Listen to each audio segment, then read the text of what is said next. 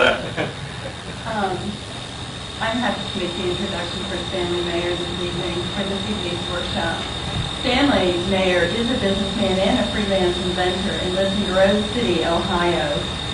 His scientific and engineering background covers many fields of endeavor, including heart monitors for the medical profession, the validator system for the banking institution, the NEVEX and ACTAR system for the oceanography field, and the EBIT concept for Star Wars, to mention a few. And now, Mr. Meyer has developed a water fuel cell technology to help solve the energy crisis.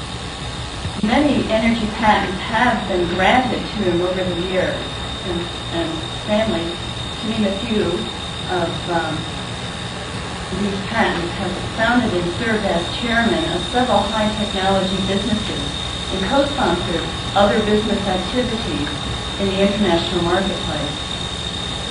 While continuing to set up the water fuel cell business and inventing, Mr. Meyer has begun working on a book entitled With the Lord There is Purpose, describing his spacewalk with the Lord to fulfill end-time prophecy.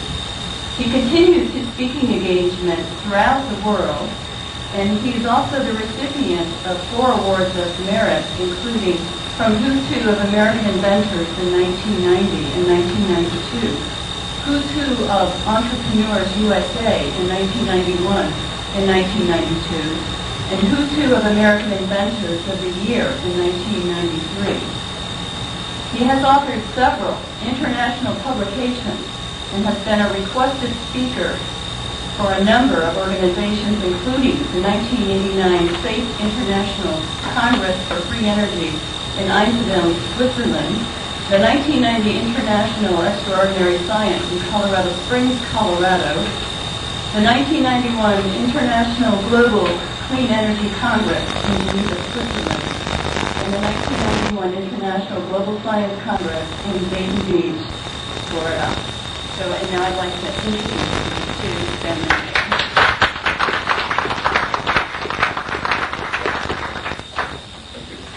As I had mentioned a little earlier for those on the videotape, we do release several publications pertaining to the water fuel cell technology. One happens to be the Birth of New Technologies, you see right here, which covers a detailed step-by-step explanation on why and how we can use water as a fuel source. Not only explaining the hydrogen fraction technology, it goes into the electrical polarization process and takes it right into the atomic energy balance of water, and how that we can use ordinary natural water as a fuel source to power our cars, heat our homes, and even fly our aircraft, and to go even into deep stellar space. So if you're interested in it, the publications are available for around $20 a piece in the conference, and $25 on a mailing request to cover the printing cost. The second manual that we release is also, we call the Water Fuel Cell Dealership Sales Manual. This is an overview of the technology and also covers our business format on how we are actually bringing this technology in, not only into this country, but internationally.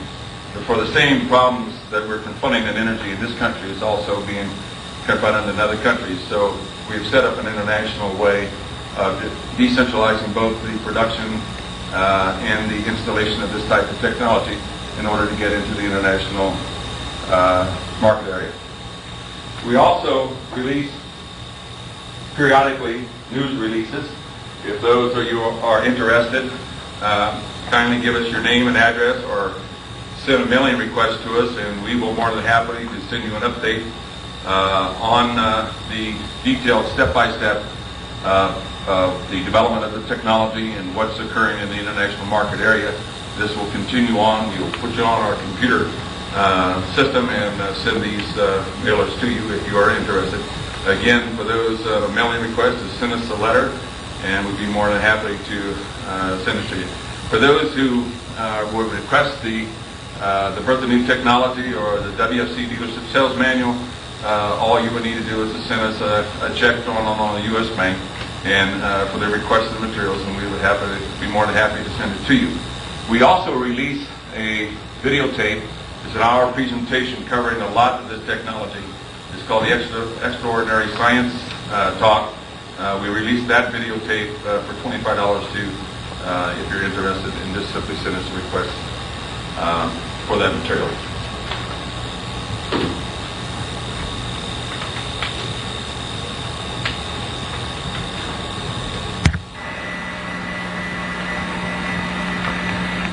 A car that runs on water instead of gasoline. Can it be true? Well, inventor Stanley Meyer made an announcement today in Colorado Springs. He says he's come up with a device that will hook up to any engine and allow it to run on good old H2O. Mr. Keith heard off tonight on the possible impact of the water fuel cell. Next, Stanley Meyer says the answer to dependence on foreign oil lies all around us. Seawater, tap water, and rainwater. Any kind of H2O, he says, can power just about every type of engine. How? With a water fuel cell. It fits in the palm of his hand, but it could revolutionize the world. You're talking about a pollution-free, totally new source of energy, the voltage disassociation of water. The fuel cell converts water into a gas, hydrogen oxygen, which is released in the form of thermo-explosive energy. So the water fuel injector simply replaces the spark plug. We hook it to a hydrogen computer system which regulates and meters the flow going into the injector. It processes the water in such a way to release its thermal-explosive energy. And the tubular array exciters or voltage zones are immersed in natural water, forming the water fuel cell. Once energized, the gases are quickly generated on demand, releasing the energy in the form of hydrogen gas that is 2.5 times more powerful than gasoline. Once the fuel cell meets the energy demand, switch off the voltage zone, terminating the gas. You are now with, in its scientific terminology, the ability of burning ordinary water under controlled means. The temperature produced exceeds 2,500 degrees Fahrenheit. The quenching circuit prevents anti-spark back, while hydrogen gas is rendered safer than natural gas. Increased voltage on demand increases flame size, increases BTU capacity. The heat energy shown is 2.5 times greater than that of gasoline and burns 3 times faster. Because of this, the gas energy can now be used to run your car on water.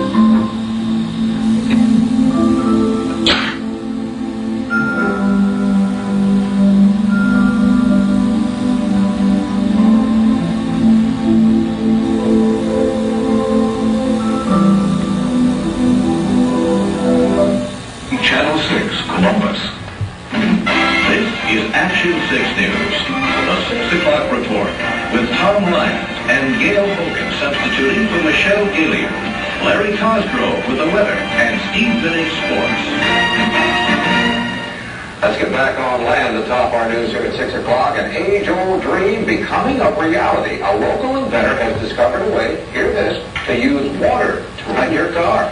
It's a major breakthrough that will no doubt make motorists happy. And as Ralph Robinson explains, the Pentagon is also showing lots of interest in this project. Water has always been considered a precious commodity, but Stan Meyer's invention may make it even more valuable. He has developed what's called a water fuel cell. It has taken the place of his old gas tank. The water fuel cell breaks down water molecules into oxygen and hydrogen. The hydrogen is used to run his dune buggy. I don't care if you use rainwater, well water, city water, ocean water. If you don't have any fresh water, go ahead and use snow. If you don't have any snow available to you, they use salt water because there's no adverse effect to the fuel cell.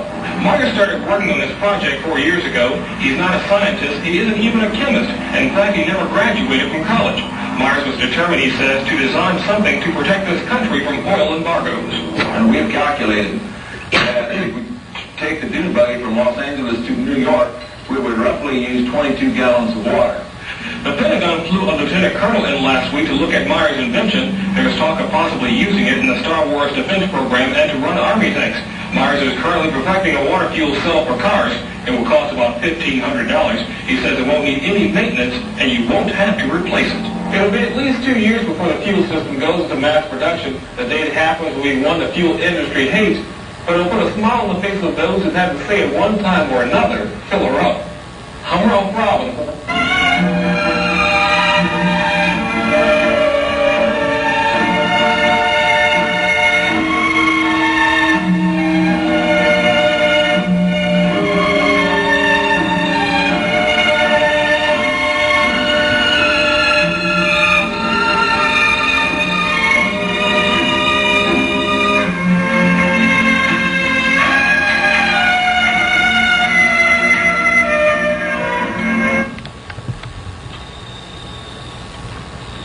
Now let's go ahead and discuss a little bit how and why that we're doing it and how we can use water as a fuel source. You have to kind of apologize. There are those who have followed me over the years. If you have not processed patents or in the processing of processing patents, you must become aware of there are many loopholes in the patent processing, both nationally and internationally on the PCT Treaty Act. When you start to develop this type of technology, you are subject to be in compliance with the PCT Treaty Act as well as under the national security laws. If you can run a car down the road on water, you can also run a tank down the road on water. We're reaching a point that is perhaps following a very critical state that we're going to be facing in the areas of another energy crisis of which we will not be able to respond unless this type of technology will be able to go forward. Go ahead, Leonard. You will. I want you to go home and I want you to look in the Bible.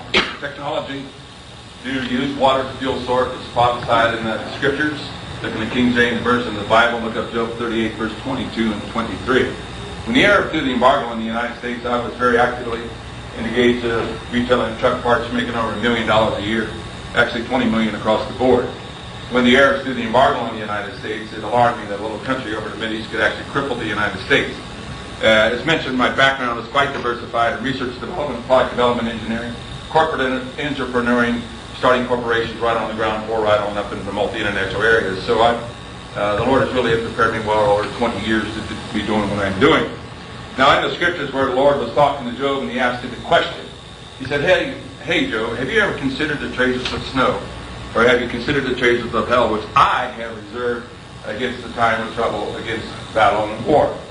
Now, is there anyone in here that thinks that you will not encounter a great deal of difficulty in trying to bring this type of technology in? I've been bringing it in under the power and authority of the Word of God. I'm filled with the Holy Spirit. I exercise all the gifts of the Holy Spirit, and I've been bringing it under the power and authority of the Word of God. And many people ask me how in the world that we're able to do this. And of course, this is my witness and my testimony before the world. Because to those in the know of how to control and manipulate high technology, I've been affiliated in the high-tech area all of my life. I know how the multi-international works to control and maintain that technology and to manipulate it. When I started back during the Arab embargo, it became very apparent that in order to bring the technology in, I had to comply with certain design requirements. Number one, it had to be built in the garage. If the technology could be developed in the garage, then I could bypass all the exotic manufacturing technology that control you or manipulate you. In other words, if the scientists would invent a chemical to increase the efficiency of the solar cell, but if Exxon or Atlantic Richfield would have, or let's say Exxon would have control of a wafer, then in fact that technology could be blocked going into the marketplace. So by building and developing the technology in the garage environment, then I have the abilities to bypass that type of control that they be put upon you. It's not only in the process of running the car and demonstrating the practical use of water as a fuel source, it has to be demonstrated in a way that is legally protected, not only for this country, but for that of other countries. When we started to file the patents on the processing of the technology, we demonstrated on the 35 U.S. Code 101, if some of you may know, it says demonstrate operability. We went opposite the electrolysis process. I will assure you the United States government was no longer going to issue the patents unless we can demonstrate to them fully the operation, the mode of operability of the technology. And whenever you file patents, never file patents on over unity, you will never get them. File your patents on the mode of operability for those of you who seek to develop high technology. Always go for mode of operability and never go for over unity. If you do, you'll never receive your patents, but you can obtain your patents on the mode of operability. So the Lord started dealing with me. I went in my office laboratory. I did an analysis of why we had an energy problem based on my scientific background, and I said a simple prayer.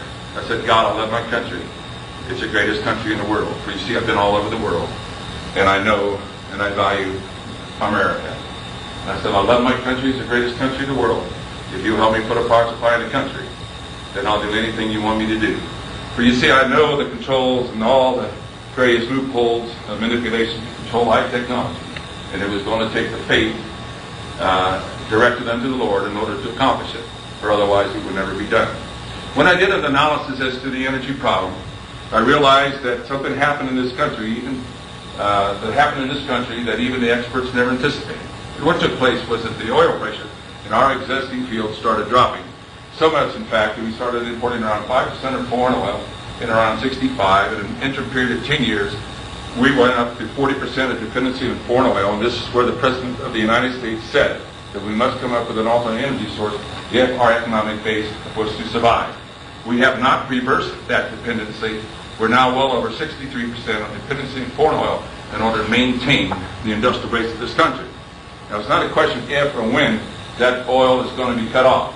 There are many governmental agencies, this country and other countries that verify that the pressure is dropping in the air fields just exactly as they have been dropping in the U.S. fields, but they're dropping 3 times faster than occurred in the United States. You cannot continue to bring the oil out and expect it's going to be there forever. We know we have roughly about 8 years of supply of oil coming out of the Mideast in order to maintain the industrial base. Now, you and I are all in the same boat. If you look at our industrial base and the world industrial base, it's based on the supply and utilization of energy. Is that not so? If you can't get energy to farmers, can they till their lands, sow their crops, and harvest them?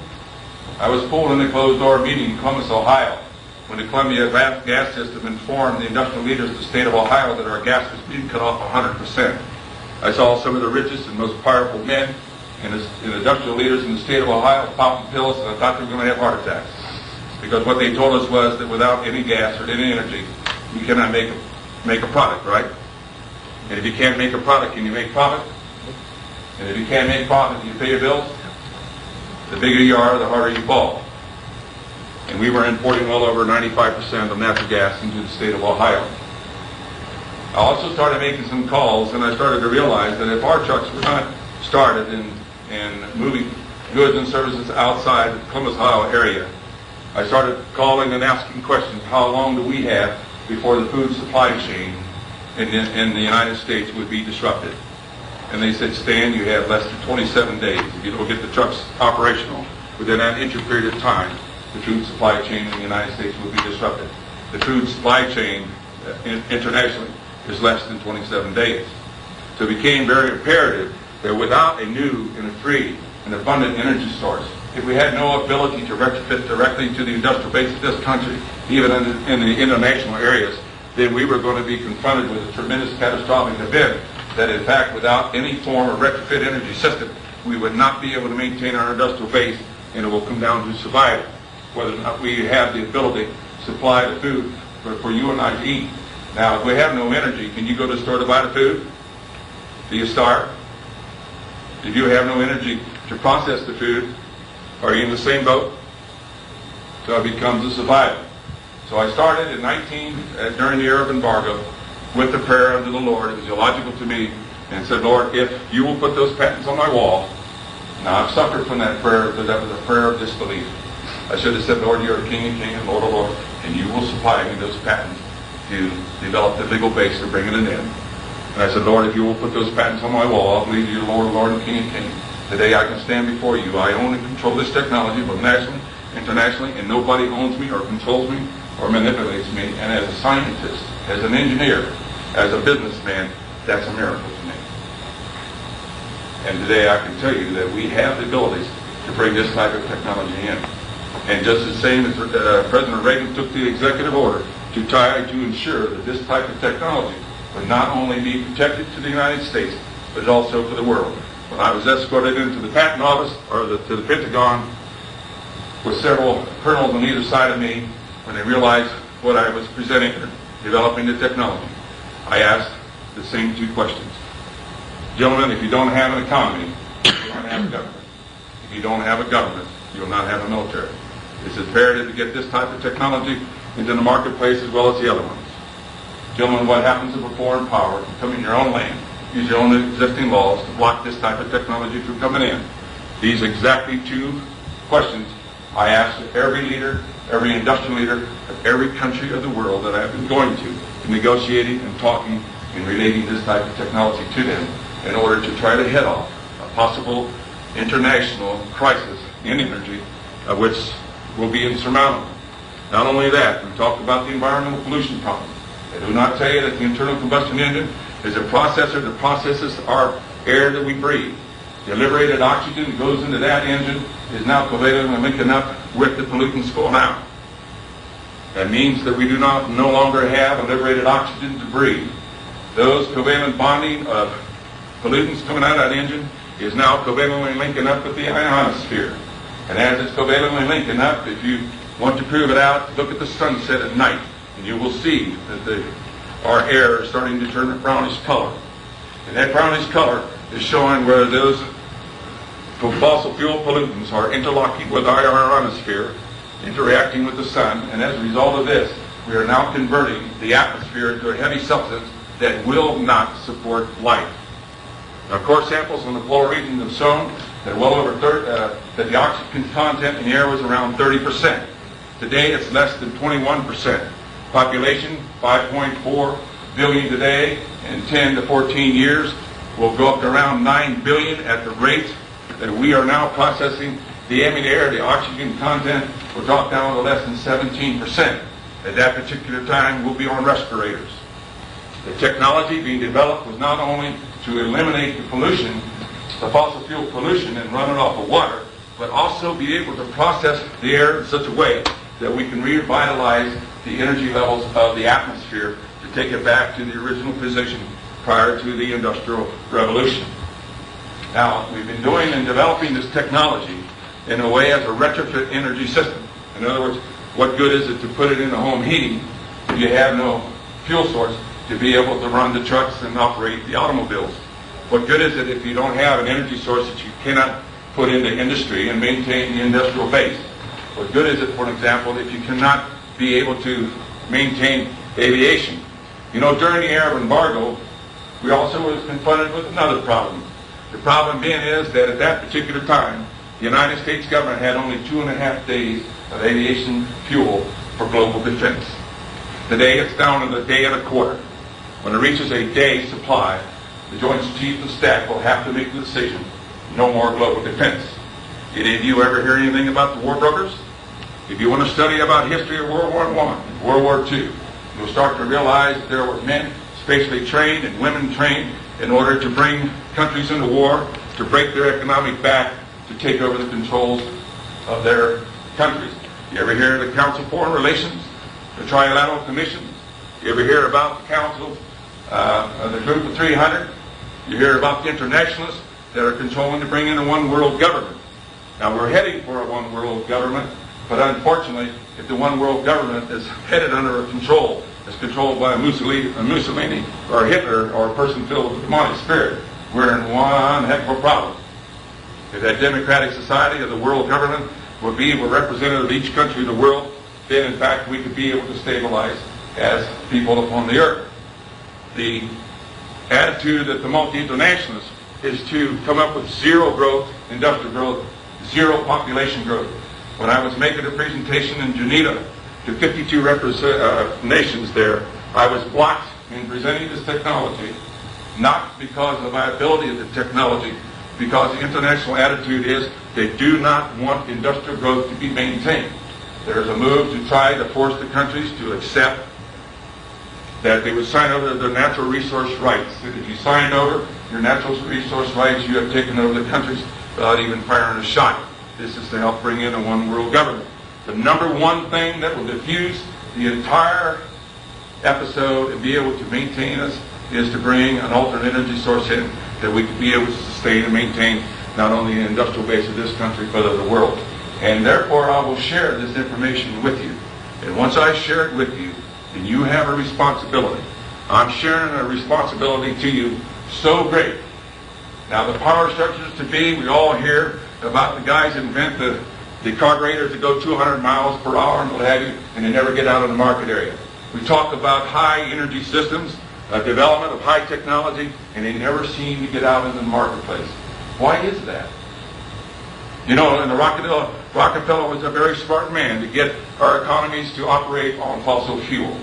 He got a hold of a think tank. And in the think tank, he says, I want you to come up with motivating thoughts that would demotivate the people in order to bring us up on the fossil fuels. You see, at that time, we're talking about high energy research and development, are we not? And yet Rockefeller wanted to convince the population of the world that we need fossil fuel to maintain the economies, and therefore suppress and prevent alternate energy sources to come forward. And so in this think tank, he came up with such phraseologies. Well, you can always lead a horse to water, but you can't get him to drink. Any of you have ever said that? You know, if you say that out of your mouth, you know that you believe it. It's the greatest lie in the world. If you lead a horse to water and he doesn't want to drink, I'll assure you that if you stake him about 4 feet away from the water in 2 days flat, he'll try to break the roof to get to the water. If you want to speed up the process, feed him some salt. Another great demotivating thought. Well, you can't buck City Hall. How about another demotivating thought? 2 things you never discuss is politics and religion. Do you know why in the news media that you are bombarded with tremendous negativism? Because they had found out the physical, psychological makeup of an individual is such that if you receive so much negativism, you turn it off. You know that if our forefathers and our grandfathers would awaken out of their graves and see what's taking place in our country today, do you know what happened? They would grab their arms and go to Washington, D.C. and clean out our government. Absolutely. The negativism that's presenting to you is the process of desensitizing you to allow such atrocities to take over. And if you don't think that there are people in the world that do not want America to stand, you know why? Because the Constitution in the United States, the Bill of Rights, says as free people we have ability to enjoy certain inalienable rights that was given to us by God. And unfortunately there are some people who does not want us to continue to enjoy the freedom that our forefathers fought. And when I turned and said, I will do this, Lord, it had to be by faith. Because I was given a great gift. That gift was to be raised under freedom. Now let's see how we can use water as fuel. Because the greatest thing that all political leaders fear, that you and I would come together in one accord. That if you and I would come together in one accord, no political system in the world, no multi-internationalist groups could defeat you. Look what happened to Russia after 70 years. They said, so we no longer want communism. We're tired of the KGB killing our people, torturing our people. And said, enough is enough. And that's why you receive the negativism. That's why in these conferences that they will try to promote and try to tell you that you have not the power or say-so in our government. And I want to tell you that under the Constitution of the United States, read it. For it gives us the ultimate power to be able to determine the destiny and the strength of our country. And how I'm bringing this technology in, it can't come through the multi-international structures. If I would sign over this technology to General Electric or Westinghouse, then we'd be taken over within 24 hours.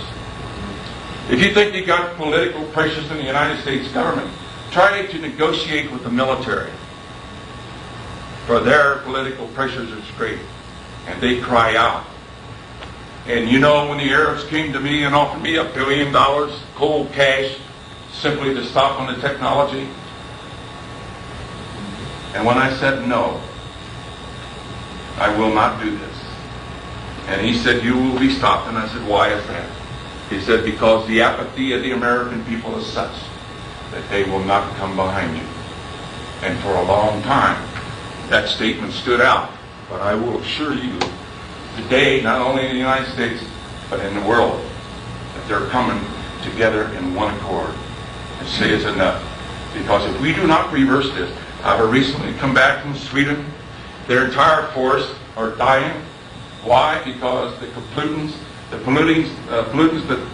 going in the air, covalently linking up with the ionosphere, is decreasing the light intensity coming into this atmosphere. And as a result of this decrease in light intensity, bacteria is now allowed to grow, which is now causing blight, which is now starting to kill our trees. Go over and look in the Black Forest that even the trees and their roots are dying.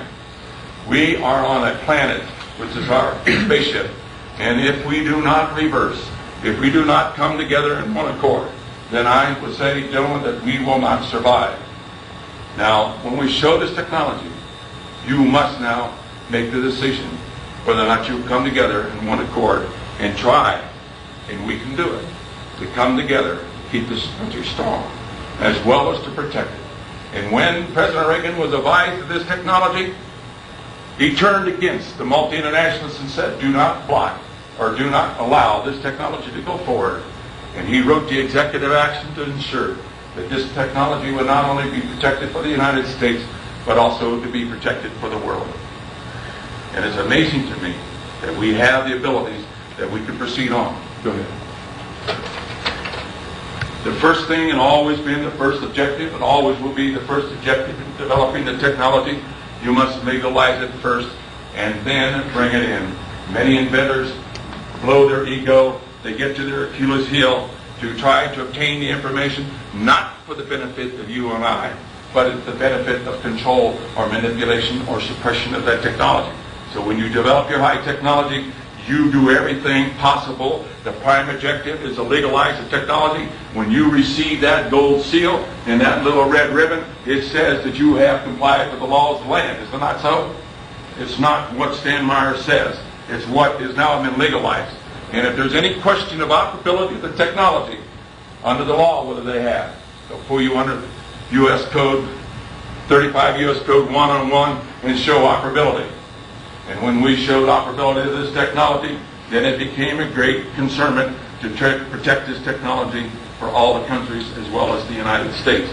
So as I move, there are many people who have seeked to try to cause me to stumble, have tried to seek to suppress me, has tried to seek in many ways, but the Lord has always allowed that we can proceed on with the technology. As we're legalizing the technology, I'm subject to the national security laws of this country. I'm also subject to the national security laws of other countries under the PCT Treaty Act. Other countries who now are informed of this type of technology is requesting that this technology would also be protected for their countries. For you see, if this type of technology is restricted from those other countries, then their entire economic base could collapse.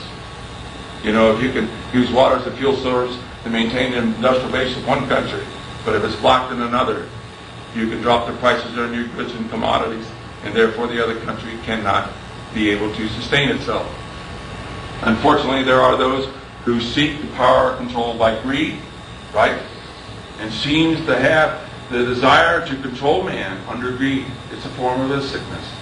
And unfortunately, in my many battles, we've had to overcome this type in order to bring this technology out. So you'll have to forgive me for those who feel that I should have brought the technology out further. I had to be in compliance with both the U.S. and the national security laws and the PCT Treaty Act in order to get around the loopholes that are set there not for you and I, but set there to control and manipulate the high technology. And so, if you never violate that prime directive, you can bring it in. Go ahead. Water is fuel. You know, how many of you here today have driven a car here? Any of you driven cars at all? Do you realize that when you're driving on gasoline, do you know that you're running on a hydrogen? You know that if you look at the chemical equation of gasoline, you will find out the hydrogen atom is attached to the carbon atom. Is not so? And basically, in the highest octane of gasoline, you have roughly about a half a pound of hydrogen to it. Now, water, on the other hand, is 2 to 1. 2 hydrogen atoms to 1 oxygen atom. Is it not so? How many pounds of hydrogen do we have in water? You find out by the atomic weight it's around 1.7 pounds of hydrogen in water. I had the most scientific compilation study on hydrogen that's ever come out of the scientific world from NASA. Did we not propel the Columbia spaceship by hydrogen and oxygen? And in that report, it clearly stipulated that hydrogen was the most ideal fuel of the future. It can be utilized anywhere, solve even the environmental pollution problem, but they did not have an answer in 3 areas. 1, to produce the hydrogen gas or release it economically from water, control the rate of production, be able to adjust the burn rate of hydrogen gas to co-equal with fossil fuels, and add the 4th one, be able to transport it without spark ignition. We're all patronized both nationally and internationally on this type of technology, to be able to use water as a fuel source. Go ahead. Now, in order to solve the problem as a scientist, you've got to learn to ask the right question. This particular quest was, how in the world can you switch off the covalent bonding of the water molecule and do it economically? You know, Einstein said even that there was enough energy in a gallon of water that if you knew how to release it, it could take the power of a 1,000-car train around the earth many, many, many times. Now, when you do your research and development work, don't go back and try to reinvent the same thing that's been being reinvented over and over and over again. To solve a problem, an energy problem, you must go in a different direction. And in this direction, we had to find a way to simply switch off the covalent bonding of the water molecule and not process the water molecule in any way. In order to understand this, then, we went back and the Lord was showing me, he said, okay, what happens in the law of physics? For every action, there's an equal and opposite reaction, right? Okay, so when the unlike atoms of the hydrogen atoms covalently link up to the oxygen, normally the oxygen atom has 8 protons and 8 electrons, does it not? But when the oxygen atom now accepts the negative charge electron of the hydrogen atom, now what happens? There's an electrical imbalance that occurs because you still have 8 protons, but you now have a total of 10 electrons, do you not? And under the law of physics says that the first orbit will, the L orbit or K orbit, can maintain up to 2 electrons. Isn't that so? But in the next orbit, the L orbit, says to reach stable state to form the water molecule, you can have up to 8 electrons. Isn't that so? Now, after 8 electrons is now accepted in the L orbit, now the water molecule goes into stable state. But since the hydrogen atom now is sharing its negative charged electron, then the positive charged proton swings the hydrogen atom to a positive electrical charge. Oh boy, Lord. Now what can prove that out? Well, if you put a cup of water in a microwave oven and you send a microwave through the water, does it not heat up the water molecule? And how does the water molecule become agitated? Because the microwave produces a positive and negative potential which now oscillates the water molecule, because the water molecule takes on opposite electrical charges. Now, when this negative electrical charge is now formed, that negative charge is now formed equivalent to the 2 shared negative electrons. Isn't that so? That under the law of physics, that for every action there's a equal and opposite reaction. As a result, now we're setting up an opposite electrical charge, Q and Q prime. Now the next question is asked, is there an electromagnetic field that exists between the oxygen and the hydrogen atom? And the answer is no. For you see, when the oxygen atom accepts the negative charge electron of the hydrogen atom, these electrons pair together, and as a result, cancels out the electromagnetic field, and the oxygen atom does not take on an electromagnetic charge. Oh boy, Lord, this is getting good. Then it became very obvious then that all I had to do was go opposite to the electrolysis process. Shut off the flow of amps and expose the water molecule to a high pulse voltage field. Go ahead. Now we know under Coulomb's law of electrical force and under Newton's second law of electrical force, does not voltage perform work? It is not unknown in physics that voltage absolutely performs work. Is that not the sum basis of electronic circuit design? When you turn on the TV set here, you not attenuate the grid, the positive voltage behind the grid, that as you attenuate the voltage, you accelerate the negative charge electron struck in the fluorescent screen, which now produces a greater light intensity. We know, in fact, that voltage does absolutely perform work. Under Coulomb's law and Newton's second law of electrical force and electronic circuit, would not the positive voltage of this voltage field, if you restrict amps, would it not attract the negative charge electron? Have you ever heard in physics that opposite charges will what? Attract, right? How about like charges? Would not now the negative voltage field here repel that negative charge electron? Absolutely. You know, when we went into the patent office, under 35 U.S. Code 101, showed it to the examiner chief, the experts in physics, chemistry, and electronics, and they realized it was a cold process. They asked the infamous question, why in the world did no one ever think about this? I said, well, you want me to give you an answer? I said, number one, I said, the knowledge of water will come out of time in great trouble. But the reason why Faraday did not discover the electrical polarization process, you see, he needed modern day inventions. He needed the modern day invention of stainless steel 304 material, which forms the voltage zones, which is chemically inert to the process. It does not chemically react to liberated hydrogen and oxygen atoms. You see, he didn't have stainless steel back in those days. The second thing he didn't have the prior knowledge that the water molecule takes on opposite electrical charges. And he didn't have modern electronic circuit design to restrict amps and allow voltage to take over in a dead short condition. He worked with a very crude battery. When he put the electrolyte into the water, it created a dead short condition, and amp flow resolved, and there was no way to restrict the amps because it was dead short. It was a dead short condition. So you see, when you look at modern day inventions, look and see the technology, how and why you can use that advancement of technology for the betterment of mankind. Go ahead. Now it became quite obvious that all I had to do is to restrict the amps and expose the water molecule to opposite voltage zone. Would not the negative charge oxygen atom now be attracted to the positive voltage zone? Under the law of physics, opposite charges will what? Attract, right? Would not the positive charge hydrogen atom now be attracting to the negative voltage zone? And therefore you're overcoming the electrical attraction force of the water molecule. You're now causing the water molecule to expand. You're changing the time share rate of the electron, and you're switching off the covalent bonding of the water molecule, and now you're releasing the hydrogen and oxygen atom for ordinary natural water without processing it, without adding any form of chemicals to it. It's a physical process. Why? Because do you consume a voltage field in an electronic circuit? No. Voltage performs a physical process of opposite electrical attraction.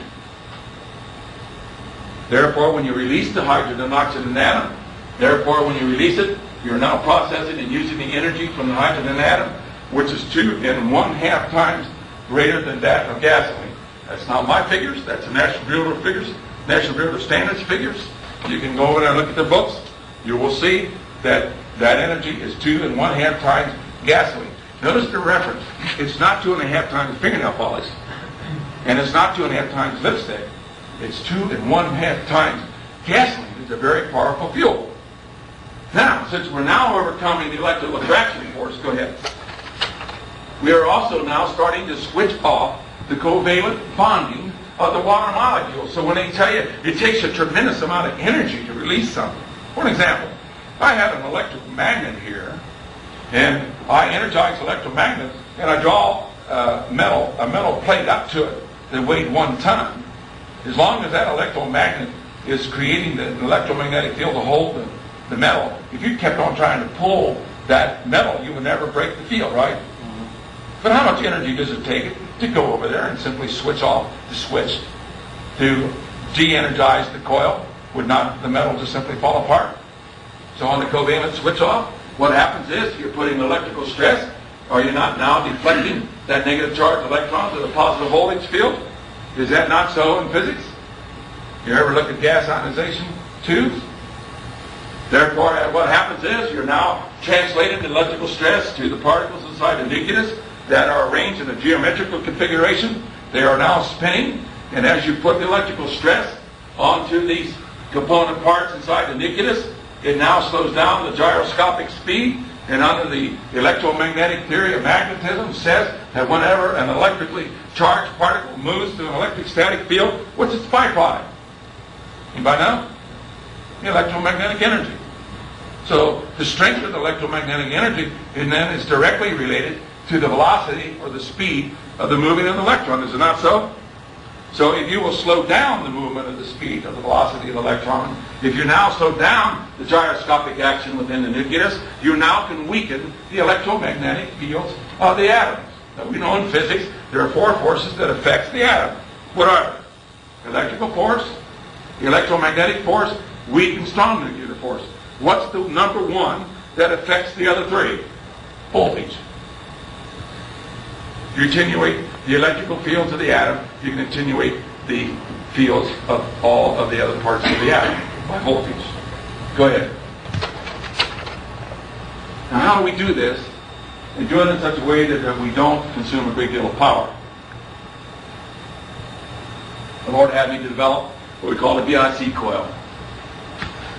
We've taken the voltage zones here and we've now constructed a resonant cavity. Now, is not natural water a dielectric liquid? Sure it is. Since it has 8 electrons in its L orbit, it has a total capacity of 8 electrons in that orbit. It says I don't want any more electrons. I'm not going to exchange electrons. And so the dielectric value of water is around 78.54. Or it poses the movement of electrons 78.54 times greater than air. Is it not so? So if you don't process the water in any way, utilize and key in on the dielectric properties of water. Now, these are very simple answers to a very complex problem. I will assure you, back during the era of embargo, there was not in the books. There were in the books that would not have obtained the patents into processing. In order to do this now, when I put the dielectric liquid between two electrical plates, what do I form? Electronic guys? Capacitor, do I not? Now, if I hook the coil in series to this capacitor, here and here, what do I have developed? A resonant charging code, do I not? And therefore now you set up a pulsing where you're now taking like 12 volts and amplifying up to 20,000 volts, and as you pulse this, you're now creating the magnetic field of the coil, which opposes the movement of the electron. And because of the inductance capacitance of the coil, you're now allowing voltage to be applied across the resonant cavity and restricting ampload by 90 degrees. So therefore, when you adjust the pulse frequency, you're tuning into the dielectric properties of water. Ampload goes down to minimum, and voltage tries to go towards infinity if the electronic components will allow it to occur. Now, the question is, how do you produce electricity? Anybody know? I don't feel bad when I was an electronic engineer. Don't pay attention to the videotape. I asked him many times, Professor, how in the world do you produce electricity? Well, when you move a magnetic field through a coil of wire, it dislodges the electron of the copper atom, the farthest one away, right?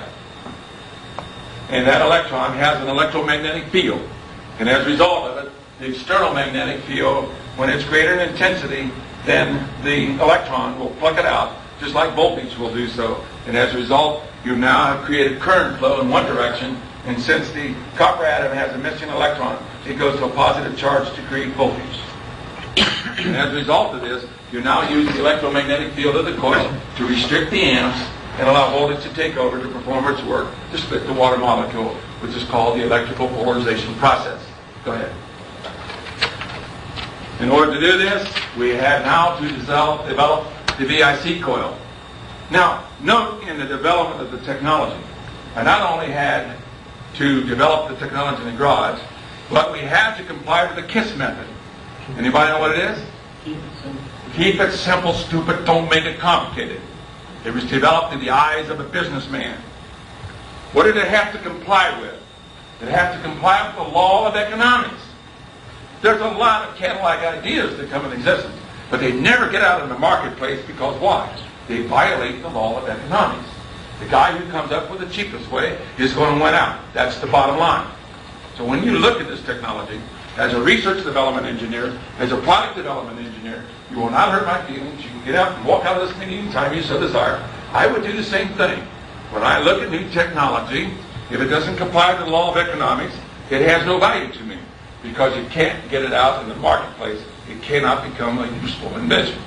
So when I present this technology to you, you must ask the question, does in fact this technological base comply with the law of economics? And if it does, then you will have to concur that we have a way of bringing a new energy system into the economy of the United States and the world and do it very quickly under the retrofit program. In order to do this, your answer, for an example, is that you notice that the resonant coils are wrapped close to the core here. I'm allowing the magnetic field not to only enter into the secondary primary to up its voltage, but I'm also allowing it to go and enter into the resonant coils, which are made of stainless steel 403 F or 403 FR material, which acts as a resistor, but as you apply an external magnetic field to it, and as it's generated its own electromagnetic field through its inductance, capacitance, characteristics of its coil, it now allows us to be able to restrict the amp, allow voltage to take over to perform in a dead short condition. So now, most of the patents up to this date have been issued on the processing. But I will assure you that if you don't go on and design the systems engineering of that system, you can receive a technological blockage. Is it not so? What happens if a foreign power could control the design and development of the VIC coil, even though I had the process on the electrical polarization process? If they control the development of that coil, could I get it in the marketplace? Absolutely not. So it was a requirement that I would go into systems, full systems engineering. Many inventors and developers fail because they don't continue to carry the development of the technology out into the marketplace, and that's why they stumble.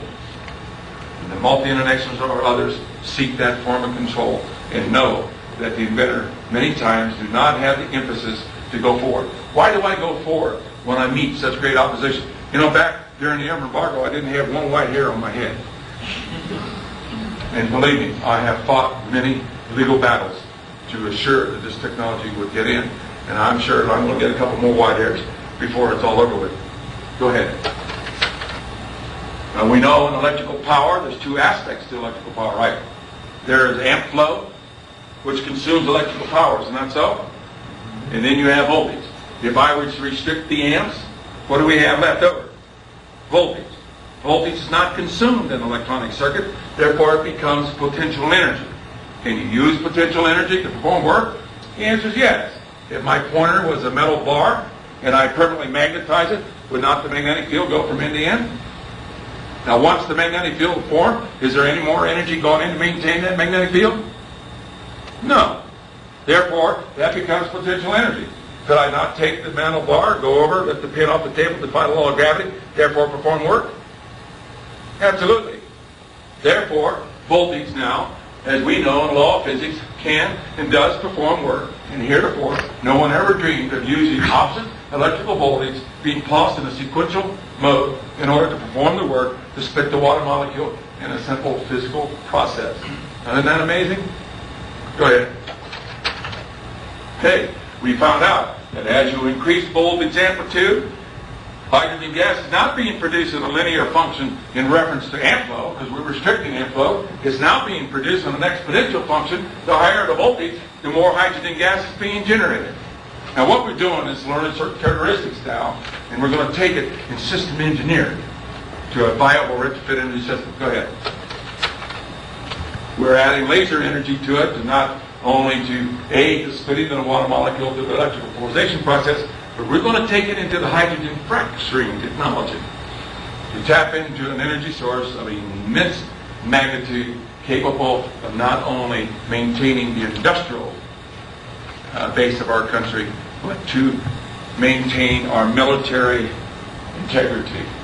You know, when I was young, I learned, I was a pacifist. I did not believe in fighting, but I learned a long time ago in this world, you must negotiate from a period of strength. And therefore we must protect the military integrity of the United States. What is it used to build up our economy, and yet we have no way to protect our country. And so therefore it became imperative that we would develop the technology as a retrofit energy system.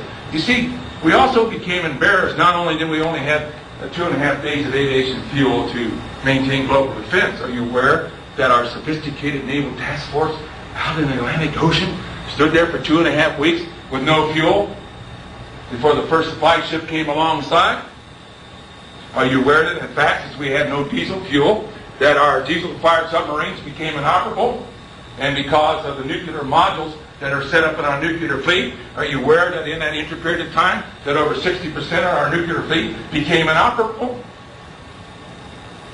In my personal opinion, if Russia would have known it at that time, we were very vulnerable, we could have been attacked. We must maintain the military integrity of this country. Go ahead.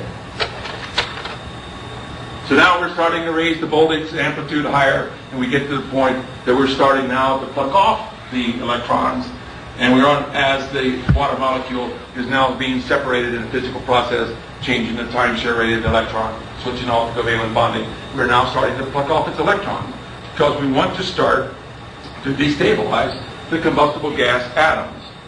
Go ahead. Now here we're going into the resonant cavity, and as we raise the voltage, we're plucking the electrons. And when you pluck the electrons, like from the oxygen atom, does not the oxygen atom take on a positive electrical charge at this point when it's liberated? Do you not have liberated negative charged particles floating around in the water bath?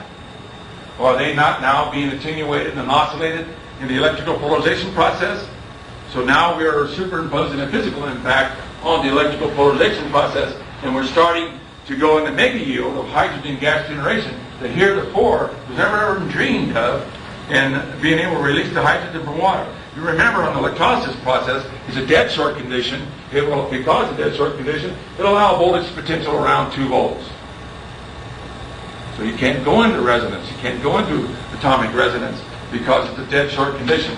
It's only being oscillated by amp flow, not by voltage attenuation. Go ahead. We found out that it works in all forms of natural water, even including the most purest form of distilled water. When we certified all of the waters around the world for the patent office to certify it, we were producing tremendous yields. When we presented it to Artco Steel in the presence of 3 of their physicists and 4 of their chemists, when we said, go ahead and put the most purest form of ionized water in it, when we were producing pounds and pounds of hydrogen gas, which the prior said you couldn't do, guess what? They sat down and we had the most interesting conversation for the next hour or so, and say at least they wanted to come in and develop the technology. See, I make a statement, but then I prove it. Now, so far I'm using voltage and shutting off the flow of amps. Does that cost me very much? Am I complying with the law of economics? Secondly, I'm using stainless steel 304 material, which chemically entered to the process. And under actual certification lab testing, the longevity is 0.000, man, Lord, it's getting good, 1 per year. That means the voltage zones are just as good as the day you fired up, going up to 10,000 years. And if any of you guys stay around 10,000 years, you come back and see me. I want to find the answer. But if I don't have to replace the voltage zones, am I still complying with the law of economics? Go ahead. You know, if a brilliant engineer could get an electrolysis process to run down the road, how long would it last? Roughly about 5 or 10 minutes. The electrolysis process is a self-destructing unit. What we're doing now is setting up a totally physical process and allowing voltage to perform the work to split the water molecule. Now we find out some very interesting things. As we attenuated the amplitude in reference to pulse frequency, we hit resonant action. We started supercharging the process. When we hit resonance, we found out that if we shut it off, we allow the resonant action to maintain for 5 seconds, shut it off, we were producing hydrogen gas for 94 seconds. So if you divide 5 seconds into 94 seconds, we're producing hydrogen gas 19 times more in the power output stage than on the input stage. Isn't that amazing? Anywhere along the line, you can re-excite it and go right back into resonant action. We find another very interesting thing. Maybe the power supply is exactly the same when you start to function. Hydrogen gas, it starts and goes in a geometrical progression, continues to increase because of the electrical charge and compounding action of the electrical charges that are being released in the water bath, and it keeps continuing to increase in production rate until you reach the maximum flow rate going into the resonant cavity, which brings on a fifth control, complying with NASA's second major requirement to be able to produce the gas on demand. Go ahead. Oh boy. Now we got a gas that we can release 2.5 times powerful than gasoline. We're doing it economically. Ordinary natural water using stainless steel plates, restricting anti voltage to take over. We can attenuate its production. But you know, hydrogen is a very volatile fuel, is it not? We have to come up with a retrofit energy system. We don't have time to come up with new power plants to be able to convert to cars and trucks and planes. We have to maintain the industrial base. You know, Saddam Hussein has access to the viral germ and genetic restructuring that breeds on the bacteria, air, and water, and oil. He has the Masada complex, that if I'm going to go, we're all going to go. And if he contaminates that oil overnight, every country in the world will have to shut off the flow of oil for fear of contaminating their people and contaminating their country. You know, he's not on level with us. How do we now come up with a retrofit energy system complying with the law of economics, giving us the ability as a retrofit energy system? You have to go through the blue zone. I don't care what type of hydrogen generation system you have, you got to go through Stanley Meyer's blue zone to render hydrogen safer than that of natural gas. Boy, how are you going to do that? Research outfit out in California spent $2.5 million trying to come up with an engine to run off of hydrogen, and they shut it down using the exotic ceramics. We don't have the materials capable of operating it, and shut it down. But how do we get our trucks moving? How do we get goods and services to be maintained in our economies? We got to go through the blue zone to render hydrogen safer than natural gas. Go ahead. Here you see a hydrogen plane projecting 7 to 9 inches high. First time in history, you're seeing a hydrogen and oxygen plane being sustained and maintained around 47 centimeters a second. You know, normally when you light hydrogen, what happens to it? It goes, right? It burns around 325 centimeters a second. How is it that after we ignite this, that this flame is being sustained and maintained from ordinary natural water? Go ahead. There's another characteristic of natural water. It's like a sponge. It will absorb ambient air. You know, when I was in my 9th grade science class, I asked the teacher, I said, "Hey, teach, when you light the match, why don't the atmosphere burn up?" I said, "Well, Stan, you know, the atmosphere is composed of non-burnable gases, or non-combustible gases. Gases that will not support the burning process, like nitrogen and argon." I remembered that. And the Lord told me, you know, I was equating and said, "No, I need a ratio of 200 to 1. And the Lord said, "Just go over and light it." I said, "No, Lord, I need a 200 to 1 ratio. He says, "No, go over and light it." And finally, I yielded and went and lit it. And I was sustaining and maintaining it around 47 centimeters a second from ordinary natural water and using water as a gas mixing regulator. You see, not only are we separating the hydrogen and oxygen atom, but in the world, natural water absorbs between 17 to 19% of ambient air, which the bulk of ambient air is composed of non-combustible gases that do not support the burning process. And as we are now uniformly releasing this gas, it's a multi-gas generator that's automatically taking it and adjusting the burn rate of the hydrogen gas down around 47 centimeters a second. Now, isn't that amazing? Now, if I'm using the water as a gas mixing regulator, does it cost me anything? Hell zippo, right? Go ahead. How much does it cost us for rainwater? Anybody know? You know, I gave testimonies down at the Capitol building and so forth. They were trying to figure out how to tax rainwater. I said, "Well, you guys, you're asking the wrong question. You're asking the wrong guy." Because you see, the old-fashioned rain barrel will come in. All right, now, if NASA would have had this technology, in all probability, the astronauts would have not died. But I was developing the technology, as I mentioned earlier. There was one stage that I said, either I'll get the car running today. It was late in the in the day, and I was tired. And I said, either I'm going to get the car running today, or I'm going to blow a hole through this thing. This thing is going to go through the living room floor. And I had no way of anti-spark back device. And to say the least, the living room floor raised up a couple of feet. And I told the Lord I would not develop any technology unless I comply with the federal and state safety code regulations. So in developing this technology, you not only have to comply with the law of economics, but you're going to have to comply with all the safety code regulations. Otherwise you can't get it in, right? So we found out that when the multi-gas is coming off the water, if you send it through a small little passageway, somewhere along the line, the non-combustible gases separate the hydrogen and oxygen atom. Now, you know, in the law of physics, it's a requirement that the hydrogen and oxygen atom come together, right? But if you keep them separated, can they spark at night? And the answer is no. So therefore, when you mix non-combustible gases with the hydrogen and oxygen gases, you now have a quenching effect, and it's an anti-spark back device, regardless of gas pressure or gas volume. Now, isn't that something? Now, these are simple ideas, but they're very profound ideas. Go ahead. From ordinary natural water, as you see on the flame there, that flame was over 5,000 degrees, melting steel. How are you doing that with natural water? Putting voltage onto it. He says you cannot be done. Remember earlier in the talk I said if you're going to file your patents, you never file patents on over-unity devices. I assure you will never get patents. You file on mode of operability. When they came back and said, Stan, we're calculating this and we're calculating that, and I said, you're not calculating anything because I am filing on mode of operability. And you stop there and say, go. All right. Therefore, we're sustaining it.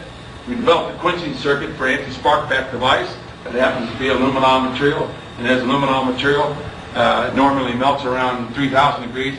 But we have a 5,000 degree flame. How's that? Well, the non-combustible gases now is retarding the speed by which the oxygen and hydrogen comes together. And as a result of that, it now acts as a cooling agent and lifts the hydrogen flame right off the surface. And therefore, it's a cold process. If you see the fuel cell operating, you put your hand on it, it's totally cool because you're not consuming amps in the process. Go ahead.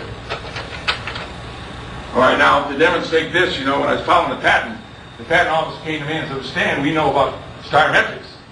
We know you take the hydrogen, hit a hot plate, put energy in the hot plate to get the energy out of the hydrogen, right? And interact with the air. But notice when we lit that, it's sustain and maintain. You no longer have to put any energy in to release the energy coming from the flame. And he said, we don't know what the heck you're talking about adjusting the burn rate of the hydrogen gas. Well, if I explain it to you, do I get my patents? So you got to put it between a hard rock and a hard place. All right, if I had a flash tube here, fill with hydrogen and oxygen and air, if I ignited at one end, you measure it, in 1 second it'll burn 325 centimeters. If I put natural gas in here and mix it with ambient air gases, it'll burn for 42 centimeters in a second. So it became very obvious that if I would take the non-combustible gases and mix it with the hydrogen gas and the oxygen, I now can adjust the burn rate to co-equal that of the fossil fuels. In other words, I'm now using the non-combustible gases to act as a gas modulator that slows down the speed by which the oxygen and hydrogen atom comes together, and as a result, I now can control its burn rate. Now, isn't that amazing? Now, that was the #1 invention, capable as a retrofit energy system that we now can adjust the burn rate to co-equal the fossil fuels. Go ahead. And right here, now we can adjust the burn rate of hydrogen to co-equal gasoline, natural gas, propane, diesel fuel. We can take it all the way down and burn leaves and paper. So when they say you can't do something, in a scientific inquiry, you say, why not? And you start to seek out the answer. Don't allow the negative aspect to come forth to you to demotivate you. Go on, press on. Because somewhere along the line, if you ask the Lord for the information, He's going to give it to you. He says, ask, seek and you shall find, knock and you shall be open, right? So when I asked the Lord, He never showed me a vision. The only thing He would do, it would ask me a question. What happens if you would expose the water molecule to voltage? What would happen if you would mix non-combustible gases with the hydrogen and oxygen? Well, Lord, you're going to adjust the burn rate. Go ahead. That was the #1 invention that gave us the abilities to as a retrofit energy system. All right, we're producing a high temperature flame, as you see there. If we melted the stainless steel pots and pans, our wives would get pretty upset with us, right? Say, oh, hubby, man, you really blew it this time. Look at my pots and pans. How do you lower the temperature from 5,000 degrees down to 200 or 300 degrees? Do it under the law of economics. Well, if you run the gases through the flame, the gases coming off the flame is non-combustible gases, right? Can I capture those gases, recycle it back into the flame, recycle it back in the generator, adjust its cycling rate, and therefore lower the hydrogen burn rate to co-equal the fossil fuels? Now, does it cost me anything to put above the apparatus? No. Go ahead. How do you run an internal combustion engine? You saw a Volkswagen engine run. How do you do that? As a design engineer, you look at the internal combustion in three ways. Is it a mechanical drive device? Get us here tonight? Second one is an air pump. Pumps the air in through the carburetor and shuts it out the exhaust. Is it a manufacturer of non-combustible gases? Absolutely. Therefore, you take the non-combustible gas meter, mix it with the water fuel cell, adjust the burn rate to exactly to co-equal the combustion burn rate of gasoline and diesel fuel or LP gas or whatever you're running in an internal combustion engine. Now, since I'm using the ambient air and the non-combustible gases from ambient air, which non-combustible gases are not interacting with the combustion process because the temperatures are not that high. Does it cost them anything? Still complying with the law of economics? Okay, go ahead. Here's another $1 billion patent. Required art of transporting hydrogen down the road is cryogenics, right? Cool it down to 465 degrees below zero, pressurize it, put it in a pressure tank, put it on a truck, and transport down the road, right? You're spending energy transporting down the road, right? Now, can I take the ambient air, expose it to flame to create the non-combustible gases to adjust the burn rate of the hydrogen gas less than or co-equal that of fossil fuels like natural gas? Therefore, I don't even have to change the gas grid system in the United States.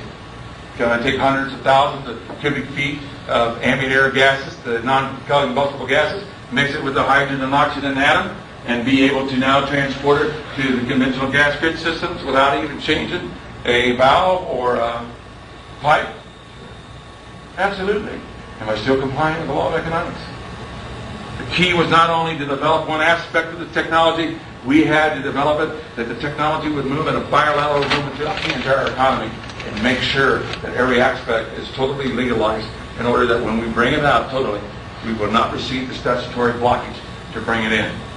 The greatest disservice that I would see is to bring out and show the technology, the viability of the technology, and some foreign entity is holding up the blocking patents and says, Stan Myers, you cannot bring it into the economy.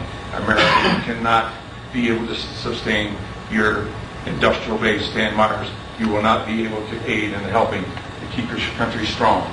So it became imperative that that legal base would be totally protected at all costs. Go ahead. Now we've gone through and shown a lot of the effective voltage. Remember the alignment going into molecular elongation, changing the time share rate of the electron, we're liquid to gas ionization state. But we're now going down here to the atomic destabilization of the combustible gas atoms. We need to protect the military integrity of the United States and also the industrial base of this country and all the other countries of the world. You know, Einstein said that if you could release this energy from a gallon of water or from water, that energy is so tremendous that it could power a 1,000-car train around the earth many, many, many, many, many times. How will we do it? Go ahead. And so in development, if you notice that there are many steps in the development of this technology, and we have to comply with the national security laws. We had to comply with the PCT Treaty Act. We had to comply with the under the PCT Treaty Act, not only for this country, but other countries who said and request under the PCT Treaty Act, this technology must be protected to our country at all costs. So you see, we're faced with the same problems. So it became imperative that we be protected. Here we're now taking the liberated combustible gas atoms, and we're now going to destabilize it. We're going to take the combustible gas atoms into subcritical state. Now, how much energy does it take to trigger a thermonuclear device? Anybody know? Just about that much energy. All they do is take a subcritical mass here, put it here, and it goes in a critical state. Now, in the contemplation of this, how can I tap into this enormous energy source and contemplate it? And the Lord said to me and asked me the question, what would happen if you would prevent the water molecule from forming during thermal gas ignition? You see, we looked at the gas combustion process all of our lives. What we didn't understand or would not understand or we would not perceive long enough to say what really is happening in releasing that energy. Now, if I light the hydrogen and oxygen gases and I prevent the water molecule from forming, normally the hydrogen and oxygen atom comes together, it's releasing energy, is it not? But when the water molecules form, then energy stops. Is it not so? All right? But if I would prevent stability from occurring, what would take place? Well, Lord, one of two things will occur. Energy would continue to re-release until another atom structure is formed, or an implosion effect would occur and release pure energy. But you see, now, during the time, when I was in Washington, D.C. in 1965, the government called in the experts to come up with a fail-safe nuclear power system. In 3 days in the meeting, I got up in the meeting, and unfortunately, I wasn't really right with the Lord at the time. And I said, gentlemen, everything you said is a bunch of BS. There's no substance on the face of this earth that's subject to the hostile environment of nuclear radiation, uranium-238s and 235s. You're going to have the hourglass effect occur.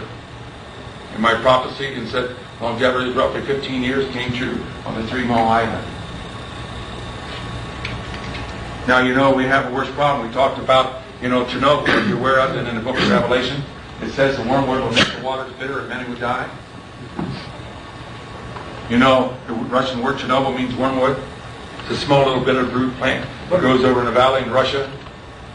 And they always talk about the radiation going in the atmosphere. They went over to North Sweden where they had to kill all of their animals and reindeer. But they don't talk about that in the meltdown it's gone down on the water table. And the water table is continually reacting and being exposed to radiation. Are you aware of that? And now hundreds and thousands and millions of Europeans that are going to be exposed to the radiation of the water table, dumping into the Black Sea and the Mediterranean, are now going to die of cancer being exposed to high radiation. But we got an even worse problem than that. Are you aware of that the reaction is still occurring? All they did was put concrete on top of it and put a little bit of other chemicals on top of it, but it's still in a reaction.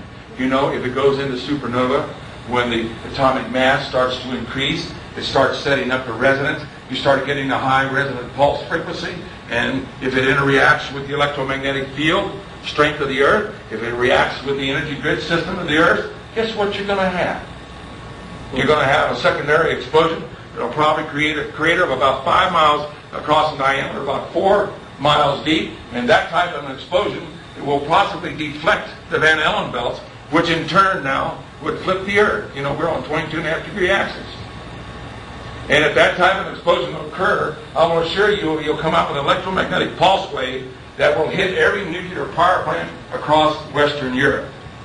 And you're going to have a triggering system of all these nuclear power plants are going to start triggering right down the line, because you see, their electronic control systems are not set up to handle a very high intense magnetic pulse wave. And look at France, of all the nuclear plants that they have in existence. You think we don't have a problem that's confronting us? But how do we do it safely? Scientists ran to say, okay, we'll go to nuclear fission. And so Livermore Laboratory comes up and says, we will expose the hydrogen atom to a high temperature around 10 million degrees. We will be able to subject it to tremendous pressure, and we'll squeeze the hydrogen nuclei to form helium and release energy and release it safely. We'll try to duplicate the sun. But learn to ask the right question. 1/3 of the sun is composed of oxygen atoms. Atoms have intelligence like you and I have intelligence, and animals have intelligence. And once you start to understand that, you can start to stimulate and have the atoms reacting in a certain way. Do you know that there's a unique atom that has the intelligence to be able to release thermal explosive energy more than any other atom on Earth? What is it? It's called the oxygen atom, is it not? Can you have a combustion process without the oxygen atom? It releases thermal explosive energy from other atoms. 1/3 of the sun is composed of oxygen atoms. Scientists don't want to consider the full elements of what's taking place in the sun. Another process that they came up with, and they demonstrated very successful in the university, called the muon process. Anyone ever heard of that? Well, the muon process, you've got the hydrogen nuclei, you got the electron here, right? And so what they do is they took a muon, which is twice the mass size of the electron, which had a characteristic of that, to trick the hydrogen atom to accept the muon, and then get the hydrogen atom to eject its natural electron. And once that occurred, then the muon decays in a billionth of a second. And when it decays, under Einstein's equation, energy equals mass times the square length, says whenever you decrease mass, energy yields increased. So when that muon decays, it decreases the mass of the hydrogen atom, does it not? And that energy is in the nucleus to maintain the orbital velocity of that electron, says under the law of physics, I must what? Stabilize, is it not so? And therefore it releases energy. Enormous amounts of energy, and releases it safely. But it's a Cadillac idea. It takes billions of dollars to try to come up with a muon generator to sustain and propagate the system where you see the muon decays in a billionth of a second. But it was very well demonstrated very successfully in the universities of this country. Now, in the interim period of time in developing the technology, the United States government took a group of scientists out in the Midwest. I don't know if you remember that. Gave them $1 billion, $2 billion or so, and said, come up with an answer to the energy problem. The Lord took me down to $3 in my pocket and said, by faith you're going to put an energy system in the country. Oh yes, Lord. Recently, the scientists wrote a letter to Congress and informed Congress and said, well, we spent your money, but we don't have an answer to the energy problem. Well, don't worry about it. A little man down in Grove City, Ohio, started out with $3 in his pocket by faith and has a very viable answer to the energy problem. So, sometimes the Lord will confound the wise in order to be able to try to bring technology forward. We see there's a lot of efforts to try to bring and stop this type of technology from getting out in the marketplace. Go ahead. In order to do this, we now develop what we call a hydrogen gun technology, or gas resonant cavity. We're now introducing laser energy into the system. We do not need high energy lasers to accomplish the task. We are using solid state lasers. Those are actually LEDs. If anyone knows about LEDs, do they not discrete a discrete amount of light frequency? Are they not a solid state laser? And as a result, if you put them together, you can come up with the laser intensity and pulse them in such a way that you're now co-equaling or maximizing the absorption of photon energy into the process. Go ahead. As we're putting into high voltage. Go ahead. To do this, we now develop the electron extraction circuit. This is where we're taking the liberated electrons and we're now taking it out of the resonant cavity. If I set up an alternate pulse here, for an example, and these negative charged electrons now, if I would apply a positive voltage field here, potential here, would not the negative charged electrons go along this wire, interact with the filament of this light bulb to produce heat energy, form of light energy? Am I defying any laws of physics? No. If I apply a high voltage pulse to it, those liberated electrons can be taken right out of the resonant cavity. So as these negative charged electrons are going down the wire, have I not complied with the definition of producing electricity? Is not electricity defined as moving electrons down a wire? So the byproduct of the hydrogen fracturing technology to prevent the formation of the water molecule from forming during thermal gas ignition, guess what? Is electricity. Now isn't that amazing? It becomes a self-sustained oscillation system. Go ahead. All right, now we got another problem here. There's another uniqueness. Einstein said that if you extend your hands in opposite direction, somewhere along the line your hands are going to meet.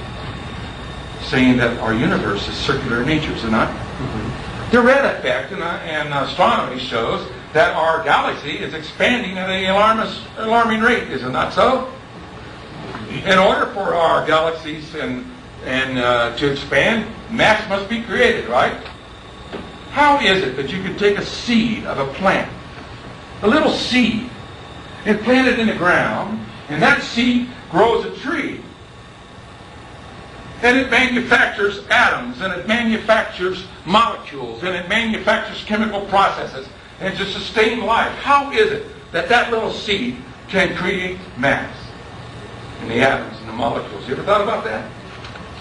You know, normally in the scripture it says the energy comes from the throne of God day and night.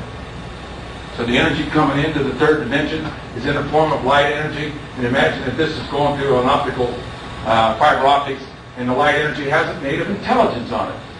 And so as it flows down to the third dimension, it now starts the vortex. See, the light energy has intelligence from God. And so the vortexing now occurs, and as it absolutely occurs, guess what? Photon energy is now developed, is it not? And for photon energy, the photon energy now groups together to form the electrons. And now when it forms electrons, it now goes ahead and forms protons. And then the protons go ahead and forms molecules, and the molecules now form chemical processes. And now the chemical processes sustains life as we know it. We talk about ether energy, do we not? How about vacuum energy? We say that in an atom, here's the nucleus and here's the electron, and somewhere along in that area there, if we build and devise a detector, we can use that energy source, can we not? Is that what this conference is all about? How can we tap into this energy source? It's an enormous amount of energy. Wheeler in 1979, I believe, at the Princeton University, got a magnetic flux density around 10 to the 93rd power, showing and demonstrating that in fact there is no more question of vacuum energy. It's there. But how do you tap into it? How can you utilize it safely? How can you be able to do it in a way that you can maintain the economies of the world? Well, now to understand this a little bit further, under the law of physics says everything must reach a stable state. Is that not so? Mm-hmm. Right? If I take an atom, a black box that's not exposed to third-dimensional stimuli like photon energy from the sun, somewhere along the line that atom's got to reach stable state. Is it not so? Now that would mean is that somewhere along the line that electron velocity would have to be remain at a constant velocity. Is that not so? Sure. And that constant velocity of the electron says that atom would reach and maintain in a stable state. But that's illogical. Oh, watch out, Stan. That's illogical. Does not that atom have mass? Yeah. Is it not 1/1840 of the size of the proton? Mm-hmm. Does it have an electrical charge? Yeah. Does it exhibit an electromagnetic field? Mm-hmm. Does it move to an electrostatic field? All of those force factors says that the velocity of that electron would eventually slow down in orbital velocity and attach itself to the surface of the proton. Mm-hmm. Come on, physicists. You know that there are force factors that's opposed to moving that electron. But under the law of physics says it reached stable state. The velocity, the orbital velocity of the electron is constant. How is it then that that electron, which is true, remains at a constant velocity? But the force factor says, no, I'm opposing the movement of that electron. Energy has got to come into that atom somehow to maintain the orbital velocity of that electron. Is it not so? Right. Now, just as our eyes had the abilities to see energy frequencies, which we call light energy, or energy by which we see, does not say that there's not other energy sources that are present. Did we not invent the ultraviolet lens and the infrared lens to detect those frequencies of existence? Just as we have done that, the atom has the abilities to detect energy coming in to the third dimension in order to maintain it. And we call it ether energy, or we call it vacuum space energy, or we call it universal energy coming from the throne of God. Down the law of physics, we go down in the nucleus and we say the smallest particle inside the nucleus are what? Quarks, right? And we, well, and so. Well, some And then people they say that. yeah, okay. So we got quarks. Then they say, well, what's holding the quarks together? Well, we got gluons. Well, what the heck is gluons? They're energy pathways. They are what's maintaining the orbital spin of the nucleus of the atom. Go ahead. We go back to the gyroscopic action of the nucleus of the atom. You know, when you put electrical stress on here, it now translates the electrical stress to these orbital particles inside the nucleus, and as a result, just as the forces are opposing the movement of the electrons, I'm now using voltage to slow down the movement of that electron, and I'm not. And as I'm deflecting the electron and changing the time rate of the electron, as I'm moving it and slowing it down, am I not now starting to slow down the gyroscopic action within the nucleus? Is that an abnormal condition? Is that not a destabilized condition? And just as the opposition to move that electron and keep it at constant velocity, I'm now using voltage to oppose the movement of the electron. And as the gyroscopic spin within the nucleus, the 100 particles or so, slows down in orbital velocity, then it opens up the energy aperture and allows the energy to come into the atom. Now that energy aperture in vision is just much like that of a black hole in space. Where a black hole is vortexing, is now allowing energy transfer from one-dimensional time zone to that of another. There's no secret to it. All you have to do is understand the triggering process, the native intelligence of the combustible gas atoms to get it accomplished. How is it that you can get energy and release it in the gas combustion process? Where's the energy coming from? You know, when I presented this to 79 of the lead scientists of the world in Geneva, and when they realized that we were doing voltage, guess what the questioner was asking? Where's the energy coming from? We assumed it was being consumed or absorbed from the electron, but you're restricting the electron. Where's the energy coming from? Well, scientists of the world and presented elite physicists of China and the rest of them there, it's coming from the throne of God. It's coming in the third dimension. It's coming through the nucleus of the atom. And then the energy is now being transferring out to the electron level and allowing the electrons to go to a higher energy state, K, L, M, and N, and O orbits. Go ahead. Ah, boy. Lord, you're really doing something good. You see, we got to release this high energy in such a way that we don't have gamma radiations. That we don't have harmful radiations. But we're duplicating the same energy release as the combustible gas atoms are normally, but we're just setting up a condition to not allow the hydrogen and oxygen atom to completely form in a water molecule, to allow this energy to be released. Now, by exposing the combustible gas atoms to high voltage, you're restricting amps. Now, you're not allowing amp flow to go into the process. Remember, we're restricting it. Therefore, we're using the voltage, opposite voltage potential, and when you put the electrical stress from the electrons transferring in to the nucleus, you are now oscillating the energy aperture. You are now bringing it into a non-stable state, and what happens is that when you apply this opposite voltage potential, you're oscillating the energy aperture, and the energy coming in the third dimension, it says to the atom, I need this additional energy, and it comes in. Now when you terminate that voltage, the aperture closes, and it's a one-way valve. And you know the potential of energy coming in is greater than the third dimension. Now, to tell you a little bit more about the existence of this, you know, an electron... Time for discussion. You've got about 5 minutes. 12 minutes. Oh my. Oh boy. No time for discussion. I wish to pose Okay. questions. What we're doing now is oscillating the energy aperture. It's a one-way valve. It's allowed to come in. To a nuclear device, you can take an electron, you can run it through a resistor, you release an X amount of heat.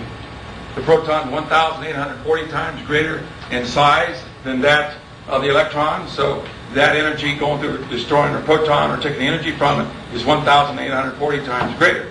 So normally there's not enough energy in 1 cubic foot of mass to blow up anything.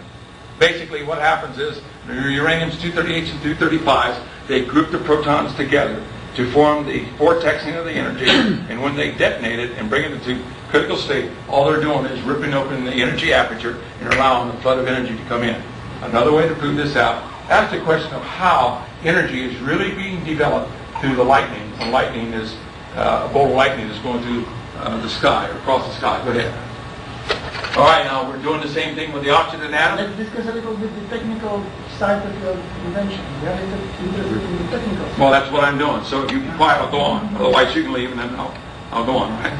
So now we're exposing the combustible gases as well as the oxygen atom. We are now priming the combustible gas atoms to a very high energy state. Go ahead. Prior to gas ignition. Go ahead. Now this is an example of that we're adding photon energy to the process. We're now priming it by the energy process, universal energy. We're now causing it, plucking off the electron. So we're taking the combustible gas atoms now in a very high critical state. We're priming it, we're setting the condition, we're processing the hydrogen oxygen atoms, and we're now going to trigger it. It's a triggering process. Go ahead. And now we've set the condition on the hydrogen fracturing process. So just the same thing as we had on the muon process. Note that on the muon process, we were plucking the electron. You remember? Mm-hmm. This was ejecting its natural electron. We went to a muon, as you see here, and it decayed. And therefore, we decrease mass, energy equals mass times the square of light. We decrease it and allow energy yield to increase. Now, what are we doing here? All of a sudden, we plucked off 4 electrons of the oxygen atom. We have added laser energy to it to prevent the atom, the oxygen atom, to go back from stable state. Is that a normal state? No. Therefore, we're now exposed the hydrogen atom to photon energy. And what happens is that when it absorbs it, it causes the electron to migrate farther away from its nucleus. As a result, is not the electrical attraction force between the electron and the nucleus weakened. So therefore, the hydrogen atom is weakened. So he and I go out on the basketball court. He's the hydrogen atom, and I'm the big oxygen atom, and I zap him with laser energy. Zap. Now he's in a weakened state. You see, his electrons migrated farther away from his nucleus. Now, I'm the big gigantic oxygen atom, right? I'm 8 times bigger than you. But I have 4 missing electrons. And you don't like us. And so you ignite the gas, and you come to me to stabilize. And your basketball is the electron, and I need to stabilize in the process. And when that happens, all of a sudden I see your electron, and I latch on your electron because I want to stabilize. And so my positive charged protons react in your positive charged nuclei. And when I latch on your electron, who's going to win out? Me or him? I'm going to win. Now when I pluck his electron, are you any more a hydrogen atom? No. He's a measly little proton. And all that energy stored in there, the electron, you've got to start to release that energy. And so this hydrogen atom starts to release its energy, but it's still not in a stable state. And now it goes into an explosive effect, or mass density increases. An avalanche effect occurs because it can't stabilize in the water molecule and starts to release this enormous amounts of energy. Go ahead. Bear with me the next 5 minutes or so I can do this. Now, how do we system engineer it into production? Okay, now we're taking the water, we're taking the ionized gases, we're taking the non-combustible gases.